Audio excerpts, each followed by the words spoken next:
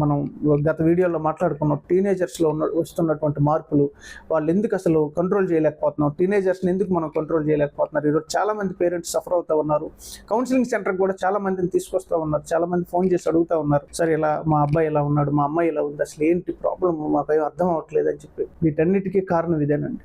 మనం కుటుంబ వ్యవస్థని ఎప్పుడైతే పక్కన పెట్టేశామో, ఇరుకిరుకుగా చిన్న చిన్న కుటుంబాలుగా బ్రతకటం ఎప్పుడైతే స్టార్ట్ చేసామో, కుటుంబ వ్యవస్థకి ఇవ్వాల్సిన గౌరవాన్ని మనం ఇవ్వటం లేదు.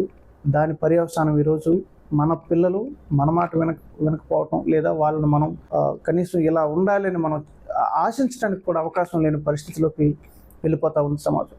కనుక దయచేసి అందరం కూడా కుటుంబ వ్యవస్థను గౌరవిద్దాం, బంధాలని బంధుత్వాలని గౌరవించుకుంటూ మన అభివృద్ధిని మన ఉద్యోగం, మన వ్యాపారం అన్నీ జరుగుతూ ఉంటాయండి. కానీ వీటిల్లో కుటుంబానికి ఇవ్వాల్సిన ప్రాధాన్యత, ప్రధానంగా తల్లిదండ్రులు, వృద్ధాప్యంలో ఉన్నటువంటి తల్లిదండ్రులు ఎవరైనా సరే ఉంటే దయచేసి ఎవరు కూడా వాళ్ళని నెగ్లెక్ట్ చేయొద్దు. వారికి తగినటువంటి రోజు ఒకసారి ఫోన్ చేసి పలకరించడం, వాళ్ళకి ఏం కావాలి, ఆరోగ్యం ఎలా ఉంది, మంచి భోజనం చేస్తూ ఉన్నారా లేదా, మంచిగా ఉన్నారా లేదా, కనీసం ఒక పలకరింపు చాలండి వాళ్ళకి. దయచేసి అందరం కూడా మాతృదేవోభవ పితృదేవోభవ అన్నారు కనుక వాళ్ళే ముందు దేవుడు, తొలి దైవం తల్లి తండ్రులే కనుక వాళ్ళని గౌరవిద్దాం.